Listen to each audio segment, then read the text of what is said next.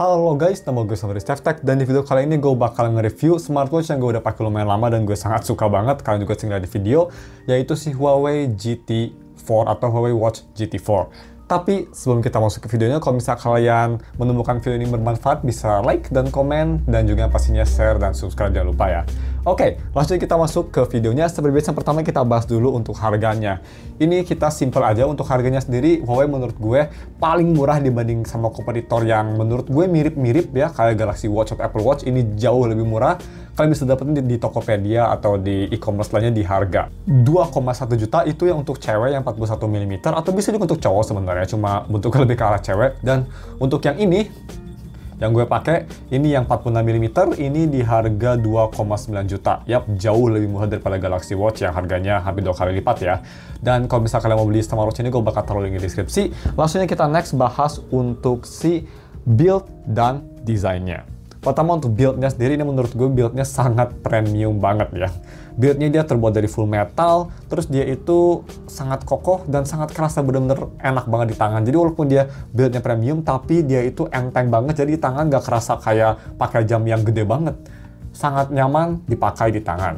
Dan untuk desain sendiri, desainnya gue suka. Dia tuh desainnya kayak bulat, tapi sebenarnya lebih ke hexagon gitu ya belakangnya. Dan desain sendiri ini benar-benar cantik banget. Terus digabungin sama watch face yang bawaan dari Huawei, ini tuh desainnya tuh bener-bener kayak dari semua smartwatch yang gue pakai, ini desainnya paling kerasa mewah dan paling kerasa kayak proper watch ya. Jadi kalau misalnya kalian mau pakai jam ini untuk ke undangan atau ke misal ke business meeting, masih kelihatan gak out of place, masih kelihatan mewah gitu, nggak kayak smartwatch kayak Apple Watch yang kelihatan banget kalian kayak pakai smartwatch. Ini masih bisa kelihatan discreet, apalagi kalau misalnya kalian nyalain always on display-nya.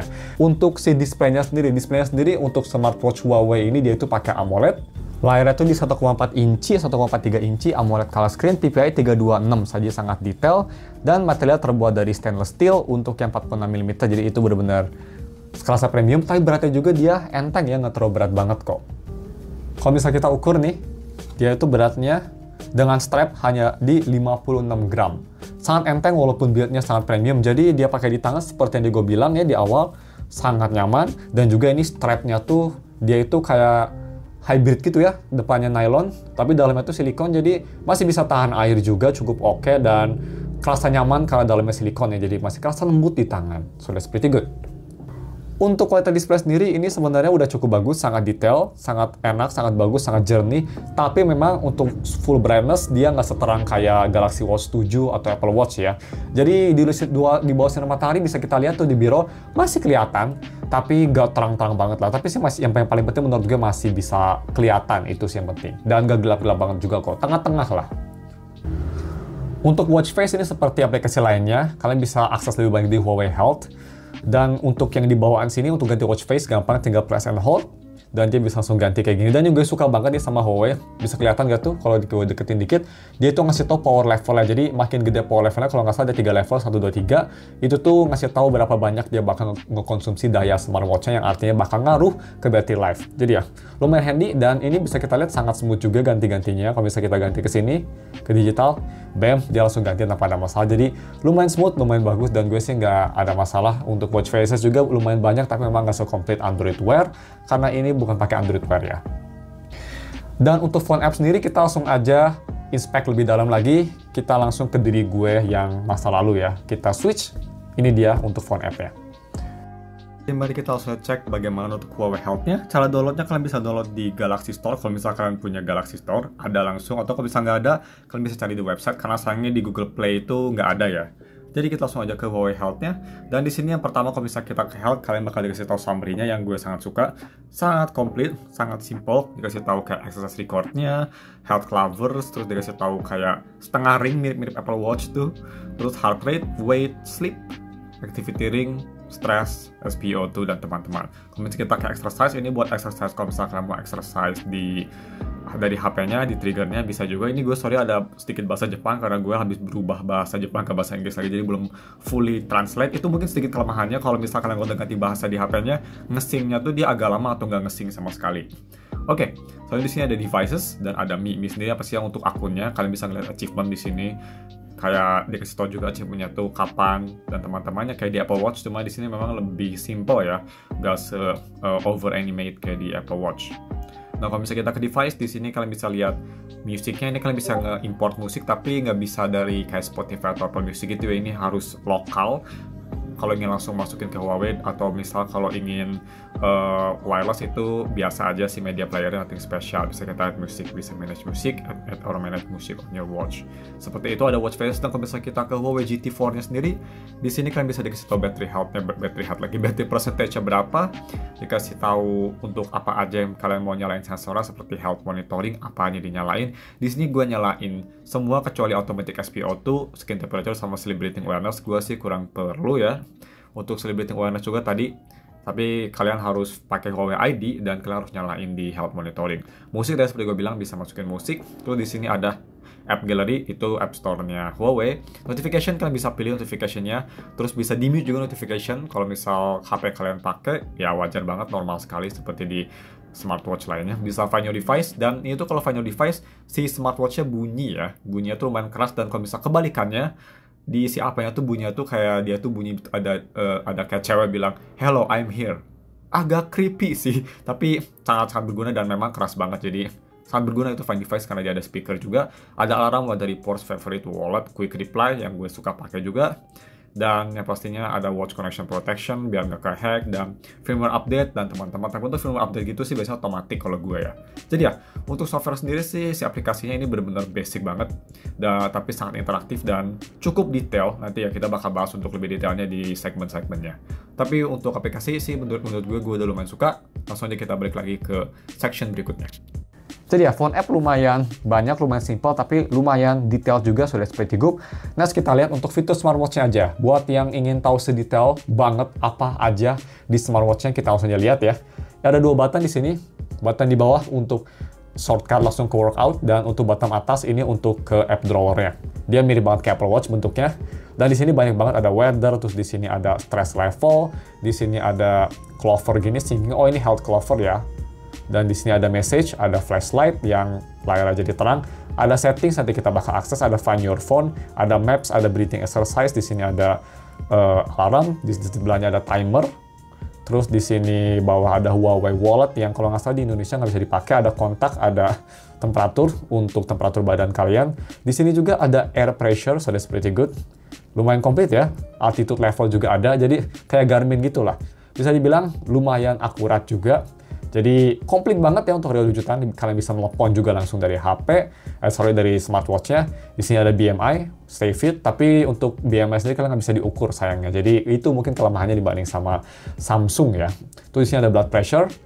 Di atas di sini ada running ability, workout status. Di sini ada ringnya, activity ring, ya kayak Apple gitu lah ya. Kan kalau di Apple bulat, ini setengah lingkaran. Kalau di Samsung itu love ya, kalau nggak salah bentuk love. Dan di sini tadi gue bilang ada workout-nya, bisa ada shortcut juga tadi, ada kalender, kompas, di sini ada sleeping buat ngasih tau kalian sleep score-nya gimana. Hari ini gue sleeping lumayan bagus. Di sini ada musik yang kalian bisa masukin sendiri, tapi kalian nggak bisa nge-integrasi sama aplikasi lain karena ini bukan Android Wear. Ada stopwatch, dan ya cuma segitu aja. Terus kalau di sini ada heart rate yang terakhir. Kalau bisa kita ke setting sendiri seperti ini, ada Bluetooth setting, more connection. Ini seperti kalian bisa connect ke health atau fitness tracking lainnya, nice, ada NFC juga. Terus di sini ada watch home, watch face, always on display-nya bisa nyalain matiin, raise to wake bisa dimatiin, raise to show hour-day-nya. Ini lumayan handy ya. Dan ya, lumayan komplit juga. Di sini ada home untuk customize mau kayak Apple Watch atau mau simple aja grid, solid list. Kalau misalnya kita ke sini ada custom card. Custom card juga, kalian bisa atur card-cardnya gimana untuk di home screen, nanti kita bakal bahas juga. Jadi kalau misalnya kita balik tuh, kalian bisa swipe ke kanan untuk card-nya. Tadi kalian bisa atur di settingan tadi gue liatin. Dan selanjutnya kita zoom dikit aja, tangan gue lumayan pegal. Nah, di sini kalau bisa kita balik lagi. Di setting di sini ada display and brightness. Kalian bisa atur juga pakai crown-nya ya. Ada brightness, automatic, brightness-nya sleep auto, screen on-nya berapa lama, simple sheet. Di sini ada sound and vibration, ada ringtone-nya mau apa, workout broadcast-nya dikasih tahu. Ada vibration-nya bisa strong atau enggak, gue sih lebih suka strong, dan ada crown haptic-nya. Ini workout broadcast-nya dikasih tahu volume workout-nya. Gue matiin karena itu default-nya tuh dia volumenya nyala, dan itu lumayan ngeganggu dan agak gak enak juga ke orang lain kalau misalnya lagi jalan pagi. Ini smartwatch-nya bakal teriak ya, ada suara cowok kayak bilang, pace for 1 kilometer berapa. Lumayan berisik, gue sih agak kurang butuh jadi gue matiin. Nah, kalau bisa kita balik lagi, di sini ada pin, bisa masukin pin. Gue sih ini dinyalain masukin pin kalau misal smartwatch-nya lepas dan gue pasang lagi tuh harus pakai pin. Ya kayak di Apple Watch gitu ya. Ada permission manager, notification, ada payment juga di sini. Yang lumayan unik, payment ada Mcash, tapi kalau nggak salah masih belum bisa dipakai di Indonesia. Correct me if I'm wrong. Di sini ada shortcut button, itu gue bilang down button ini kalian bisa customize ya. Gue customize pakai workout, tapi kalian bisa customize bisa ke workout record, heart rate, ya hampir semua ini komplit banget lah. Jadi customisasi mantep banget. Ada workout setting seperti always on, itunya jamnya atau enggak gue sih dimatiin buat nge-save battery. Ada HR data broadcast system audit dan juga about buat ngeliat lebih detail model jam kalian. Jadi itu aja, sangat komplit sih menurut gue, dan gue suka bisa kita lihat ya OS sendiri ini karena bukan pakai Android Wear. Jadi smooth banget ya. Ini gue bisa bilang jauh lebih smooth daripada Galaxy Watch 6 yang terakhir gue pakai. Gue nggak tahu Galaxy Watch 7 gimana, tapi dengan sama Watch 6 sih ini wow, smooth banget. Ya bisa dibilang 85-90% performance Apple Watch lah. Yang Apple Watch memang ultra smooth banget. So that's pretty good. Kita langsung aja move on ke si fitur workout-nya. Ini yang sedikit gue agak kurang suka ya. Jadi workout-nya sendiri sebenarnya cukup akurat ya. Nih, kita bahas sensornya dulu. Lumayan komplit, ada GPS juga bisa kita lihat. Gua itu jalan di Batu Nunggal. GPS tracknya cukup bagus, dan ini gue tanpa HP juga dia cukup akurat ya, walaupun kadang gak selurus Apple Watch, tapi cukup akurat. Gue bisa bilang tuh screenshotnya, bisa nge-track chartnya juga gimana, heart rate-nya gimana. Dan untuk workout lain, kalau bisa kalian workout kayak Beat Saber, itu kalian bisa pakai workout other dan cukup bagus. Kalian bisa dikasih tahu juga kayak recovery time-nya biar bisa workout lagi kapan. Lumayan neat, lumayan detail juga. Gue sih nggak ada masalah sama datanya, cukup komplit. Yang gue ada sedikit masalah itu dari si variasinya. Jadi kalau misalnya kita kesini, variasi itu dikit banget loh. Tuh. Untuk gue ya at least ya. Outdooran, track run, indoor. Biasanya tuh ada kayak e-sport atau kayak indoor dance gitu. Di sini hanya dance biasa. Dan di custom juga, ini tuh customnya tuh dia nggak terlalu banyak tuh. Hanya segini. Jadi nggak banyak-banyak banget ya. Ya kalau mau dibandingin sama Samsung gitu, dia tuh AATZ ada, sampai yang niche atau yang langka sekalipun gitu, kayak e-sport aja ada loh. Yang gue nggak bakal pakai. Sangat komplit ya. Di sini sayangnya nggak ada. Jadi hanya workout yang common aja ya. Untuk yang niche gitu, ini sayangnya kurang detail menurut gue. Tapi sih ini niche banget ya, atau langka banget. Jarang banget orang yang pakai jam ini untuk workout Beat Saber mungkin. Jadi gue harus pakai other. Dia itu nggak ada indoor dance kalau nggak salah. Malah dance pun di sini kayaknya nggak ada deh. Ya, nggak ada dance, yang aneh. Gue biasanya pakai workoutnya tuh dance buat Beat Saber. Tapi di sini nggak ada. Jadi, you know, unfortunate ya. Atau gue nggak tahu gue gaptek atau apa. Mungkin bisa komen di bawah. Tapi gue udah cari-cari, kok nggak ada gitu, aneh. Tapi untuk tracking sendiri ini sih nggak ada masalah. Ya masih sekelas lah sama kayak Galaxy Watch. Tapi Apple Watch yang pastinya masih one of the best lah. Terus bagaimana untuk sleep-nya atau sleep tracking-nya? Gue sih nggak ada masalah, cukup akurat, bisa dilihat tuh di biro, datanya juga sangat komplit, bisa dilihat dari kayak day, weekly, monthly, even yearly-nya, summary-nya bisa dilihatin bagaimana deep sleep dan teman-teman. Dan yang gue suka juga ini ada score-nya, ya bisa kita ada score, terus dikasih tahu kamu tuh lebih bagus dari beberapa user yang pakai Huawei juga, dan dikasih tahu juga saran-saran seperti kamu jangan terlalu lembur tuh ada masalah, bisa ngerusak apa, ya dikasih tahu saran kayak gitu sih neat banget ya, gue sangat appreciate banget. Dan juga untuk si sleep trackingnya, sensornya sendiri sih cukup oke. Kalau misal gue kebangunan tuh dia langsung tahu gue kebangunan, langsung dimasukin ke awake, dan cukup cepat, cukup akurat juga. Gue sih nggak ada masalah. Untuk true sleepnya ini sih sangat impresif. Untuk harganya malah gue bisa bilang sih ini lebih bagus daripada Samsung menurut gue. Ini lebih akurat sih gue rasa. Tapi ya itu mungkin cuma perasaan gue, tapi gue rasa sih kayak gitu ya, karena lebih interaktif aja mungkin. Nah, terus kita mau bahas untuk si battery life-nya. Ya, battery life. Tapi sebelum kita ke battery life, gue hampir lupa untuk UI experience. Ini kita bakal hanya cepet aja.